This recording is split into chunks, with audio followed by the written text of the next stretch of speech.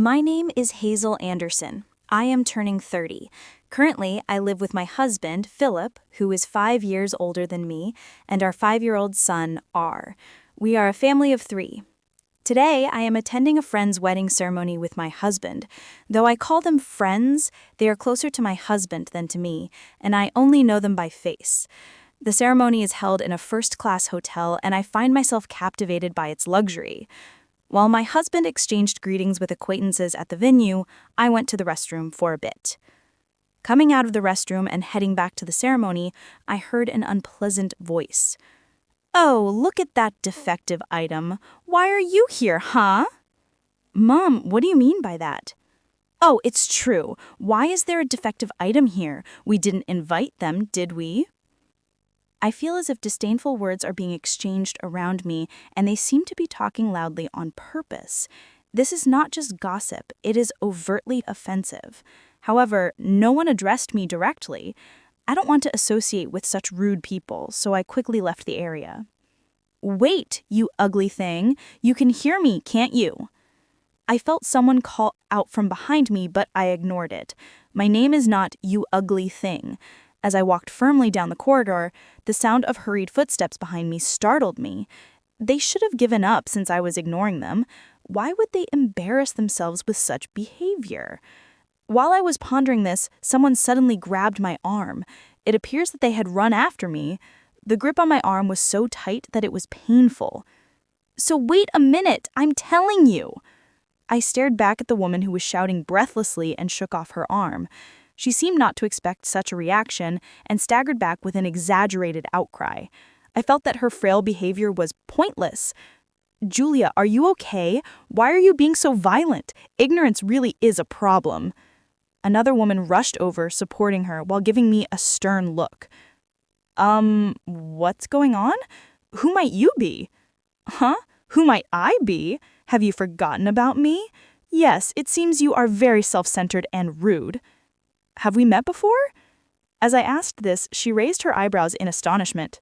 "Huh, what are you talking about? Do you think you have the right to act this way, you with just a high school diploma? If you say you've forgotten, I'll refresh your memory. I'm your sister, Julia. Hearing the name must jog your unfortunate mind, right? And this is our mother. Can you really say you've forgotten your own mother?" Yes. Maybe there was someone by that name around me in the past. I shook my head slightly. It's a waste of time to engage in serious dialogue with these people. Dissatisfied with my response, the 2 women showed even more anger. At that moment, 2 men hurried over. "What's going on here? We could hear voices all the way over here. Julia, are you done preparing? Oh, you're still in your regular clothes? You'd better hurry and change." "Dad, Daniel, this suspicious person has sneaked into our wedding. Please kick her out immediately." The woman, claiming to be Julia, pointed at me while shouting. Weren't they taught that it's not nice to point at people? The reactions of the 2 men who saw me were completely different. The man called Dad widened his eyes and then clearly showed a displeased expression. The man known as Daniel froze with a look of shock, and his face gradually paled. What's going on? Why is Hazel here? To see her face on such a happy day? Exactly. She must have slipped in by mistake. It's unbearable. Hey, call the security quickly. Wait a minute. What are you saying? Be careful with your words. This person is... While the man called Dad agreed with Julia, Daniel spoke up with a pale face. Seeing this, I muttered quietly, "You really know nothing." My remark went unnoticed by those around me. "Hazel, there you were. I've been looking for you." A new person appeared. It was my husband, Philip. All eyes turned to Philip, who seemed slightly surprised. Sorry, I was on my way back but got tangled up with some strange people." I said this with a wry smile and moved closer to Philip. Philip looked around and murmured briefly, "Ah." He seemed to grasp the situation immediately. His insight was indeed remarkable. Julia had been captivated by the sudden appearance of Philip, but when I stood next to him, her expression changed drastically and glared at me sharply. The two so-called parents still did not fully understand the situation and showed confused expressions. Daniel was visibly flustered. He was the first to speak. Mr. Anderson, I apologize. My wife said something inappropriate. I really am sorry. To your wife, too. Come on, Julia, apologize, too. Why should I apologize? They are the ones who should be apologizing. This disrespectful person intruded on our important wedding. I don't know how this happened, but this woman is a disgrace to our family. We should have cut ties with her long ago and never met again. Wait, family? Hearing these words, he looked surprised and glanced back and forth between me and Julia. Just then, the two called Dad and Mom intervened. Oh dear, Daniel, I'm truly sorry. We have a problematic eldest daughter. She's such an embarrassing subject that it's awkward even to mention her, and we've managed to hide this fact until now. In truth, we kicked her out of the house 9 years ago. How did she even find out about Julia's wedding? What does she intend to do by coming here uninvited? Surely she isn't planning to ruin the wedding, is she? Actually, Daniel, this girl is stupid. She only graduated high school and couldn't attend university. After graduating, she just loitered around doing part-time jobs, staying at home and being a real nuisance. She was like a parasite. She should be grateful we provided for her through high school. Why did she sneak into the wedding? I had received such harsh treatment, yet I had long severed ties with this family and effortlessly brushed off all their insults. These people were, in fact, my family. At least that's what the family registry stated. However, my parents doted on my sister, who is 6 years younger than me, and had neglected me from the time I began to develop my own identity. My father's family has been producing doctors for generations, and our home was a clinic. My mother worked as a nurse in the family-run clinic. To an outsider, our family might have appeared to live without any want. However, the reality was a home filled with toxicity. I remember trying hard to earn my parents' love when I was young, but I gave up all expectations from my family because the reason for favoring my sister was incomprehensible to me. She was deemed attractive, and I was not. Fortunately, although it might sound odd to evaluate myself, I was intelligent and excelled academically. Therefore, I focused on my studies with the goal of leaving home early. During that time, I felt like I was acting the role of the defective elder sister in the family. Listen, I won't allow you to go to university. You are inherently a defect. There's no way you could get into university. Start working immediately after school graduation. Become independent and contribute financially to the house. It's thanks to us that someone as unattractive as you could grow up at all. You owe us a debt of gratitude. That's right, you never seem grateful. As for college expenses, we might consider it for Julia, but there is not a single cent available for you. You will spend your life serving us. Even if you do get a job, it won't be anything significant. This is what my parents told me during my senior year of high school. By the way, this conversation was recorded at the time and has been preserved to this day. During my high school years, I recorded almost all of the verbal abuse and irrational behavior from my family. My sister, Julia, seeing the consistent behavior of our parents, also scorned me and always tried to assert her dominance. I will become a doctor and take over Dad's job in the future. I'll work hard enough for the both of us since my big sister can't. Oh, that's so nice to hear. Yes, learn from her failures and do your best. Don't worry, Julia, you can do it. Yes, we will support you fully, unlike your sister. Julia, you are truly our pride. They would have these kinds of conversations blatantly in front of me. It was like something out of a play. After graduating high school, I worked various part-time jobs for about 3 years. I still lived at home. Technically, they said I was a nuisance, but they wouldn't allow me to leave on my own terms because they wanted to use me as it suited them. However, I had secretly rented an apartment. Although my family continuously told me, "We won't forgive you if you do this, we won't allow you if you don't do that," after becoming an adult, I realized I didn't need their permission anymore. Of course, there were complications like needing a guarantor for certain things. By the way, I intentionally reported less income from my part-time jobs, so the amount of money demanded by my family was minimal. Additionally, I began investing and gradually increased my savings. When Julia was preparing for her high school entrance exams, she used the convenient excuse that she couldn't concentrate with me around, and I was kicked out of the house. My parents seemed to assume I would eventually return, but for me, it was a perfect opportunity to become independent. It must have been a surprise for them that I, who was belittled as incapable of doing anything on my own, didn't return. However, that soon became irrelevant to them. As far as my parents were concerned, having Julia was enough. 9 years have passed since then. While lost in thought alone, I overheard an escalating argument between Julia and a man named Daniel. In fact, today was their wedding day, so they are now married. Though my sister's name might have been on the invitation, I took it as a mere coincidence and didn't give it much thought. My interest in this family had already faded. Why are you taking her side? I've been saying all along that she's suspicious. Just her being here spoils the mood.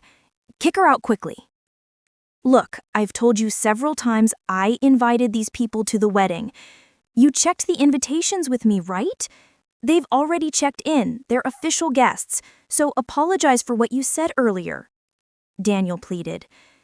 It's worrying that such arguments are happening just before the wedding. At that moment, my father suddenly said with a surprised look, Wait, isn't he the son of the head of Anderson General Hospital? My mother expressed surprise. Anderson General Hospital? The famous one? The son of the head doctor? My sister's husband? She echoed their surprise. Amidst these stares, Philip introduced himself. Nice to meet you. I'm Philip Anderson. This is my wife, Hazel. And greeted them with a smile. Philip's parents are distinguished doctors who have managed a hospital for many years. Philip himself is being groomed as the talented heir and is passionately studying medicine. Hearing this, my parents' eyes widened in amazement. Suddenly, my sister's husband intervened. It's unbelievable, but to think that the wife of Dr. Anderson is my wife's sister? Can such a coincidence even be possible? That means we are relatives now, he said, unable to hide his surprise.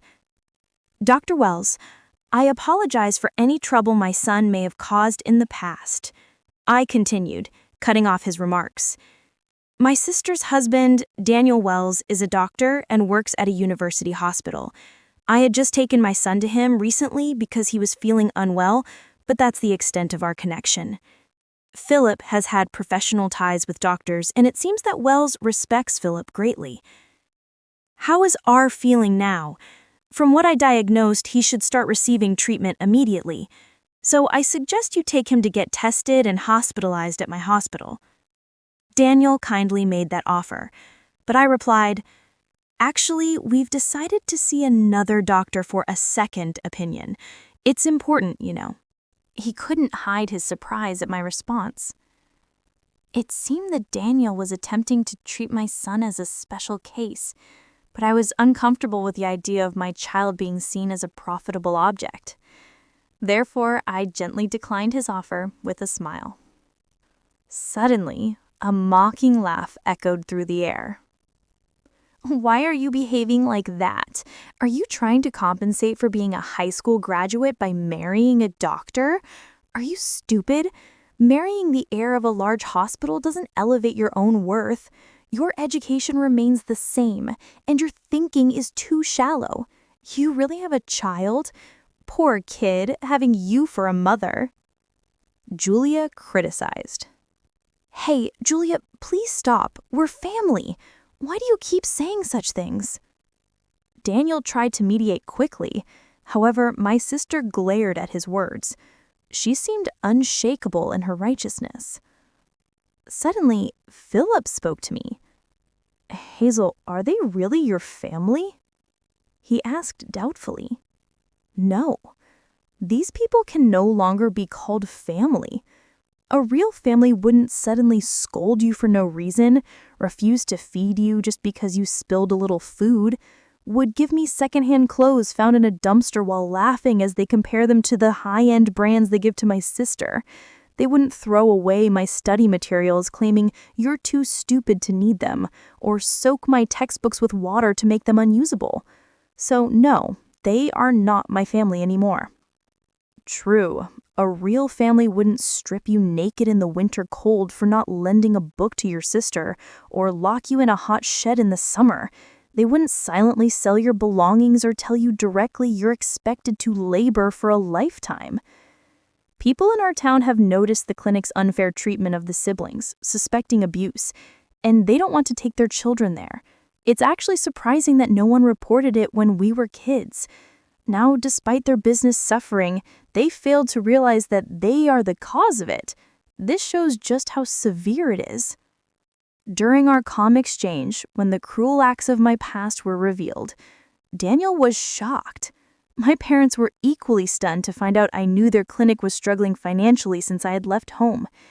This information was unearthed by my in-laws, who deeply sympathized with the hardships I endured and felt even more outraged than I did. Philip also harbored similar feelings, and they had been investigating my parents' clinic, potentially to use it for revenge. Stop it! Stop lying! We didn't do any of that! It's your fault for being a failure. Daniel, don't believe a word she says. My sister vehemently protested, but it was too late. He looked at her with disdain. I thought to myself that none of this would have happened if she had ignored me and walked away back then. No, but actually it is you who are lying, Daniel retorted. Me? Lying about what? She responded in disbelief. That Mrs. Anderson only graduated high school. She holds a college degree, is a successful entrepreneur, and the CEO of a company involved in hospital food which has been instrumental for our clinic. CEO? My sister exclaimed in shock, staring at me as if seeing something unbelievable. My parents were equally astounded. Stop lying. She's just a high school graduate. Are you saying she went to college behind our backs without us knowing? My mother said that accusingly. Yes, I did go to college. I was already an adult, and I had no obligation to report to strangers who are not my family, I replied. What are you saying? How can you speak to your parents like that? We didn't give you permission to go to college, my father shouted. Why would I need your permission? I calmly countered, and they could not hide their indignation. After high school, I worked various jobs and saved a considerable amount of money. I used part of these funds to pay for college tuition. There was still so much I wanted to learn and pursue. Living away from home, I enjoyed my freedom and was capable of anything. While in college, I started my own business. That's also when I met my current husband. Reflecting on this fills me with deep emotions. Meanwhile, my sister was mumbling something with a pale face. I can't believe it. I always thought she was the incapable and inept sister who couldn't do anything by herself, that she would die somewhere after being expelled. Despite all that, she graduated from college and is now a CEO and married to the heir of a major hospital. Why? I thought I would be the happy one. Why is she more successful than me? Why does she look happy? Why, indeed? Maybe it's because, despite being treated unfairly by our family, she never gave up and kept working hard. Maybe luck played a small role as well. After saying this, I looked back at my sister firmly, and then I revealed a shocking fact. By the way, I heard you dropped out of middle school. Is that true? This revelation completely shocked everyone around, including my former parents and Daniel.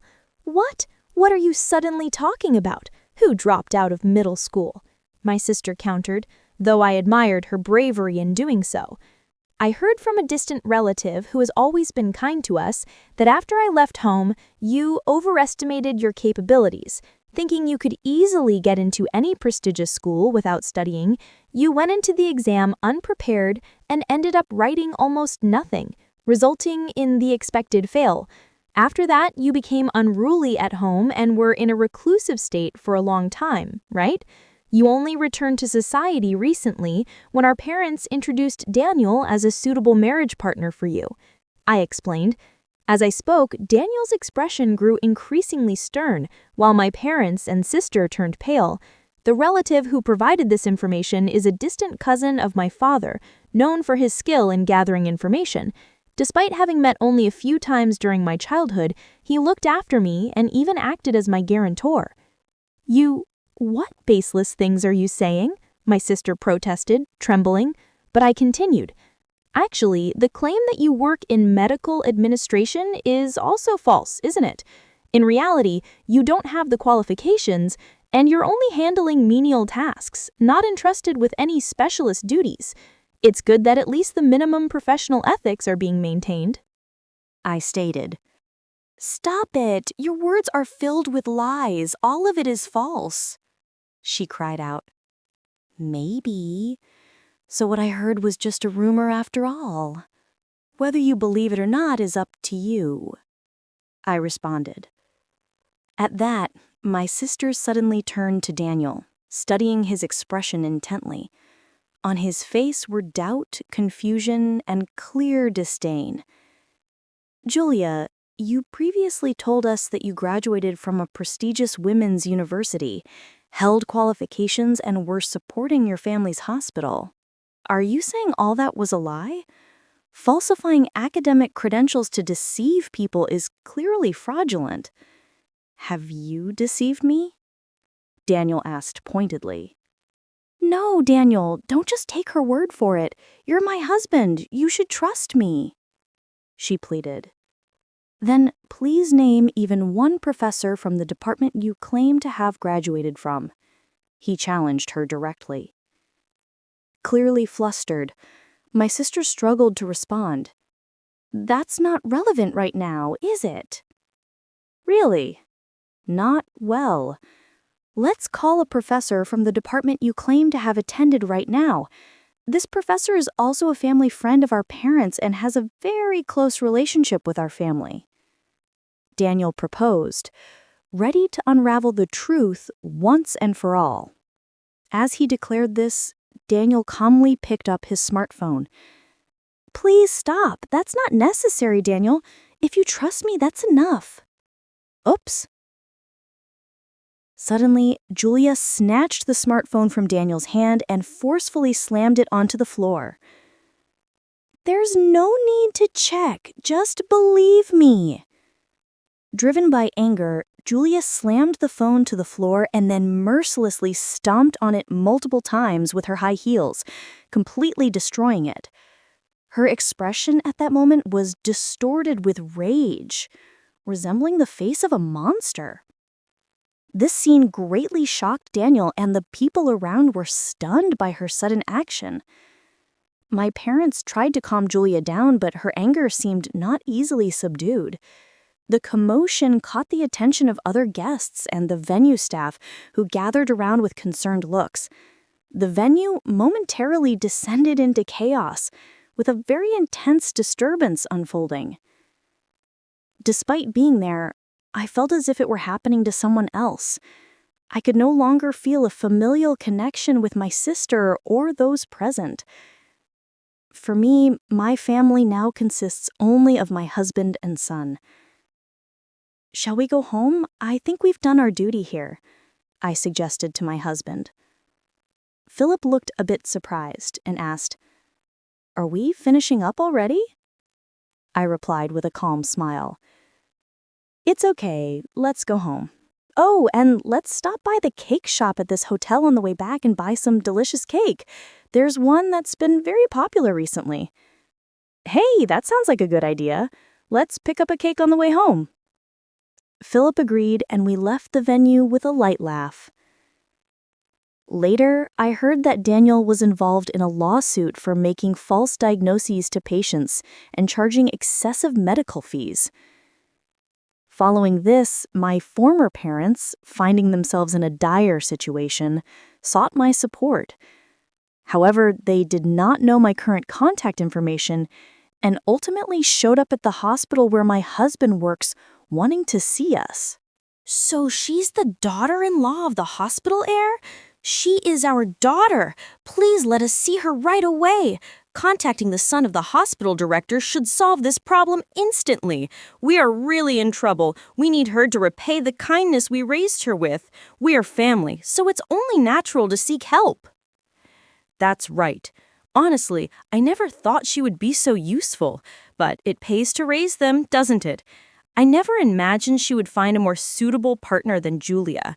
We are now in-laws with the son of the hospital director, so it's natural for us to seek support. They proclaimed this loudly at the reception, causing quite a stir.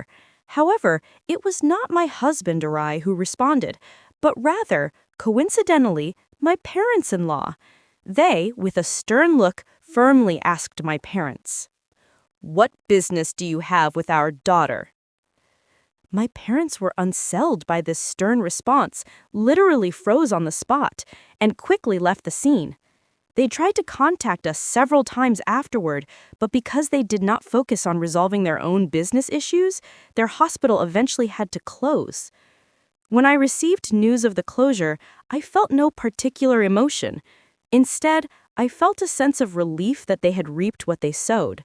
I thought it was one of the most refreshing moments. Later, I heard that Julia and Daniel had gotten divorced.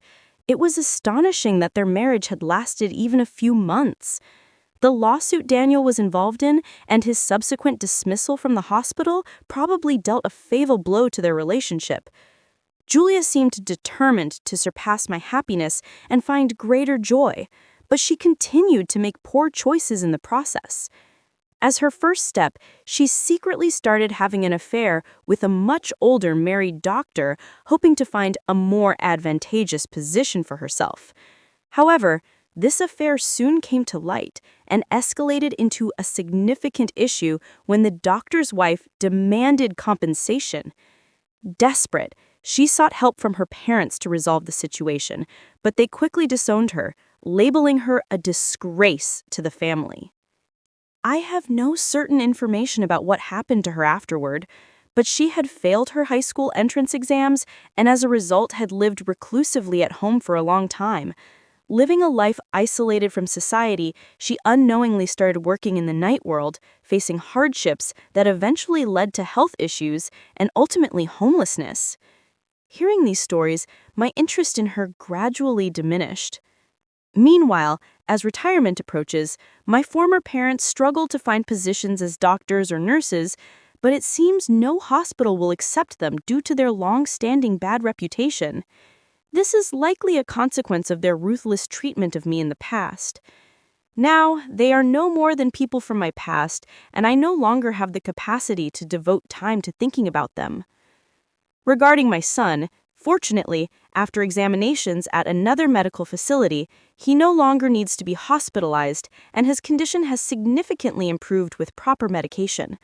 I will continue to do everything I can to protect my family.